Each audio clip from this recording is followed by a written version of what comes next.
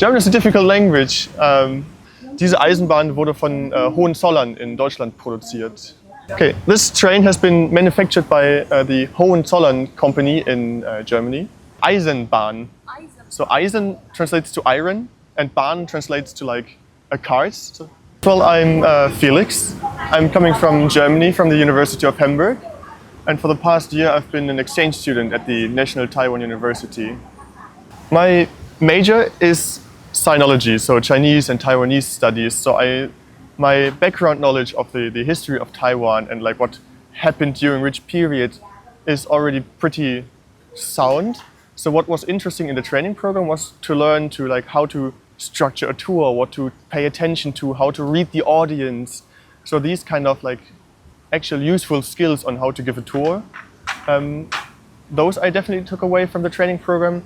What I learned there is like how to interact with an audience, how every audience is different, and some people just get drawn to different aspects of the things you show them, and to try to read this and try to find that aspects of history which might be interesting to the current audience. It's like makes it interesting every time to give a tour, so it's not as repetitive. And then, of course, the history of the museum. Like we talked a lot. We took the architecture tour and the walking tour as well. So all of these details I learned as well.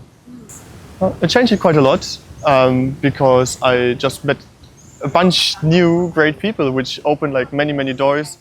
Especially Fedra, you've been like really kind and inviting me to all sorts of different events outside of the museum. So that was just got me to know about events or festivals which were happening, which I otherwise wouldn't have known about, and that really enhanced my last 6 months here to like really get into Taiwanese culture and Taiwanese indigenous culture sometimes. And so these are things I wouldn't have done just by myself. And definitely, I mean, if you're interested in history, if you're interested in just sharing knowledge, interested in meeting people, maybe interested in pursuing a career in museums sometimes.